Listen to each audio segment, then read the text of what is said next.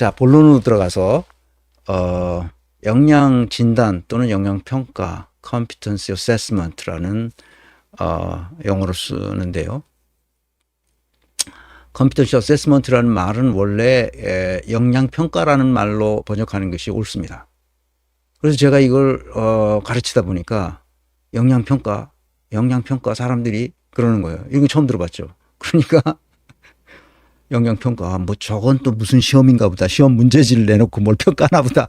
다들 그렇게 생각하는 거예요. 그래서 아야, 이 큰일 났다. 역량평가 한다니 또 무슨 시험 문제지 내놓고 시험을 보는 모양이다. 이렇게 생각하시는 분들이 있어서 이걸 어쩌나 이것도 무슨 시험인가 이렇게 생각할까 봐 역량진단이라는 말로 제가 이걸 바꿨습니다. 그래서 역량평가라는 말이 맞는 말이지만 저는 역량진단이라고 해서 시험 보는 게 아니다, 이거는. 시험 보는 거 아닙니다. 그것을 해서 역량진단이라고 합니다. 이재명은 42강에서 22년 벌써 2년 지났네요. 22년 11월 19일 날 역량진단을 했죠. 성취율 모형으로 본 이재명, 그는 누구인가 이렇게 했습니다.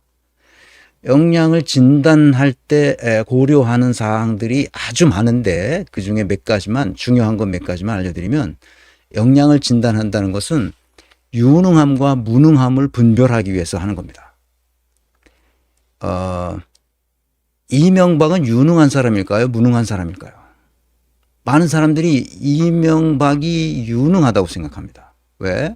현대건설 사장을 오랫동안 했고, 그 사람이 서울시장 하면서 청계천을 만들고, 그 중앙도로 그 버스 노선을 다 만들고, 교통 시스템을 다 바꾸고 한다면 한다.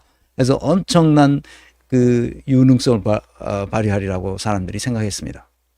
그리고 그 사람이 그 셀러리맨의 신화라는 이 캐치프레이즈가 있습니다. 어린 시절 가난하게 지냈지만 현대건설 사장 하면서 서울시장 하면서 했던 그 일들에 대해 사람들이 생각하면서 압도적인 지지를 해줬어요. 그때 상대편에는 요새 이름을 하죠. 전주 출신 있잖아요. 그 사람 하도 오래돼서 누구죠? 전주 출신. 왜 저 통일부 장관도 하고 하신 분 있잖아요. 정동영, 맞아. 정동영. 이제 정동영도 생각이 안 나네. 정동영 맞아요. 정동영. 정동영은 훨씬 더 유능하죠. 정동영이 더 유능한 사람이에요. 여러 가지 뭐 구설수에 많이 오르고 뭐 어쩌고 저쩌고 했지만 정동영은 이명박하고는 잽이 안 되게 유능하죠.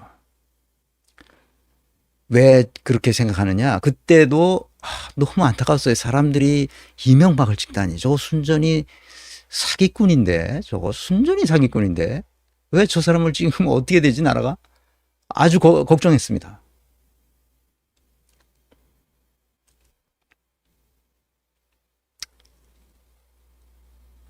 최 박사님, 뇌영양제 챙겨 드세요.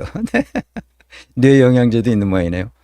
하여튼, 좌우지간 그래가지고, 안타깝게 됐죠. 그때부터 이제 삑사리가 나기 시작해서 우리나라 지금 한 20년 어간을 계속 삑사리를 내는 그런 상황에 처해 있었습니다.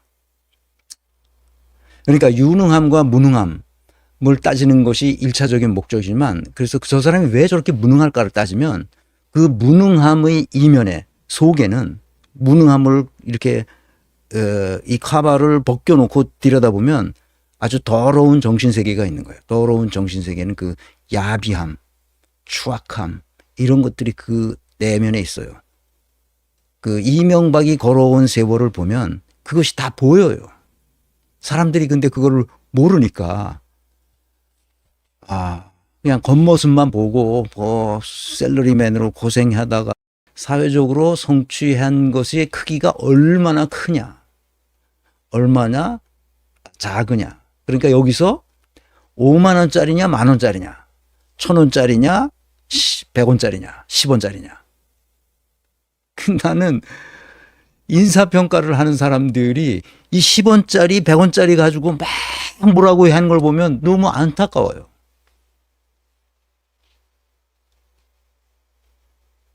그러니까 추미애가 조국을 정치하라고 말했다는 거예요. 그래서 추미애는 그 친문 세력이고, 그래서 내각제 세력이고, 그렇게 끌고 가는 거예요. 아니, 나도 조국더러 정치해라, 그렇게 말했던 사람이에요. 여러분 다 보셨잖아요. 말했더라. 나는 그렇게 말했다고. 조국. 그 녀석이 너무 안타까운 거예요. 온 가족이 멸문지화 당하고, 저 가장으로서 저거 무슨 짓을 하나. 그래서 정치를 해라. 부산 고향에 내려가든, 어떻게 민주당하고 어떻게 해서 민주당에 들어가든, 아니면 민주당이 안 받아주면 무소속으로라도 나와서 해라. 내가 그렇게 얘기했던 사람이고, 내 강의 다 있잖아. 그런데 이 녀석이 느닷없이 정당을 창당한다는 거야. 문재인한테 딱 갔다 오더니 정당을 창당하는 거야. 그래서 내가, 아이고, 야, 이런. 아니, 어딜 가서 문재인한테 가서 문재인을 등에 업고 뭘 하려고 그래. 아, 얘는 이제 망했구나. 그 문재인의 미음자, 문재인의 냄새, 문재인의 그 썩은 정신 세계를 공유하는 사람은 희망이 없어요, 대한민국에서. 그래서 내가 그다음부터 비판하기 시작했는데, 아니나 달라 문재인하고 똑같은 짓을 하고 있어요. 똑같이 있어빌리티만 만들고 실제로 하는 건 아무것도 없어. 돌아버리겠는 거지. 돌아버리겠어. 아이고, 야.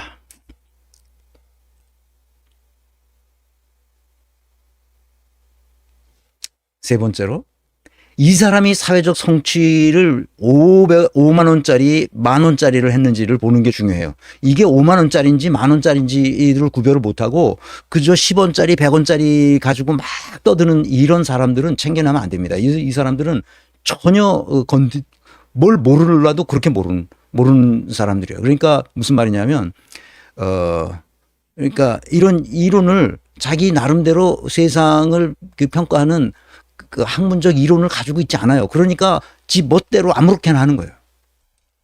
사회적 성취가 얼마나 경한 것인가, 얼마나 중한 것인가, 이것을 분별할 수 있어야 돼요.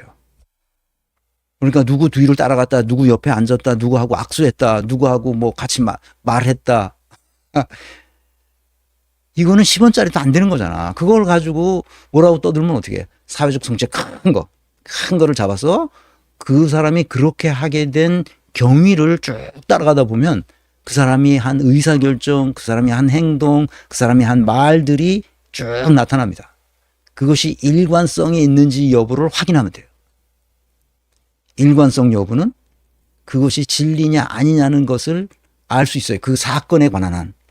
그러니까 일관성이 있어야 되고, 그것을 코히어런스가 있어야 된다고 말하는 게 바로 그거예요.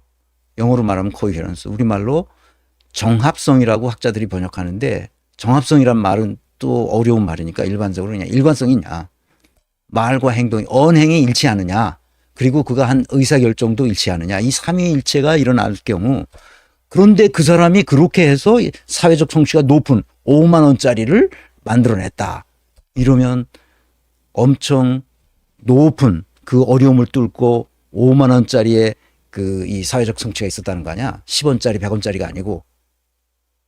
이해했죠, 이제?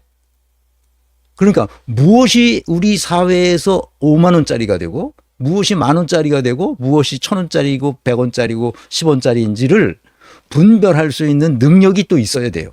그거는 여러 훈련을 통해서만 나와요. 회사에서도 마찬가지입니다. 회사에서 아주 자질구레한 일을 가지고 막 신경 쓰고 그것 때문에 이 최고 경영자가 그러는 사람들이 있거든. 그러니까 그건 마이크로 매니지먼트 하는 사람이지. 큰 틀이 잘못되는 것에 대해서는 별로 잘 감각이 없는데, 조그만 거, 문서에 쓴 은는 이가가 오타가 난 거, 이런 걸 가지고 시비를 붙거나 그래. 그럼 최고 경영자가 그러면 그 대리만도 못한 거지. 문재인이 그래, 문재인. 큰 틀은 전혀 관심을 쓰지 않아. 그리고 대입 시험에 수능 시험을 친 건 정시에 많이 해야 되느냐, 수시를 많이 해야 되느냐, 이런 거 가지고 따지고 앉았어. 대통령이라는 사람이. 나는 그걸 듣고, 야, 저 사람이 돌았구나. 대통령이 수능 시험 봐서 입시에 정시로 많이 뽑아라. 뭐 그 수시는 여러 가지 문제가 있다. 이런 소리를 하더라니까. 내가 그래서 하도 기가 차가지고 아유 저런 사람이 대통령을 앉았으니 나라가 꼴이가 뭐가 되겠냐 이런 생각을 했어요. 그래서 과거 자료를 정보를 수집한 겁니다. 자료와 정보, 이 지식은 달라요. 우리가 자료와 정보를 가지고 뭐라고 떠드는 것은 지식화되지 않은 거예요. 그냥 어떤 사실에 관한 정보, 자료, 데이터 이것이 필요해요. 우리가. 그걸 가지고 자기가 기존에 가지고 있던 지식 체계에 비추어서 그 자료와 정보를 해석해야 됩니다. 아시겠죠? 그걸 해석할 능력을 기르는 게 바로 이 공부예요. 여기서 성취적 모형을 배우는 이유입니다. 자료와 정보는 뒤지면 나와요. 그걸 가지고 어떻게 해석할 것인가. 이게 중요하죠. 그래서 이 이론을 공부하는 게 그렇게 중요해요. 좋은 이론보다 더 현실적인 것은 없다고 말한 것이 바로 그 이유입니다. 이론을 공부해야 됩니다. 그리고 그가 그런 사회적 성취를 이루기 위해서 어떤 직무 내용을 가지고 있었는지를 알아야 됩니다. 문재인은 자기가 맡은 대통령이란 직무가 어떤 직무 내용을 가지고 있는지, 다시 말하면 그가 어떤 성과 책임을 가지고 있는지 자체를 이해하지 못하는 사람이었어요. 그래서 내가 칠푼이라고 말하는 거예요.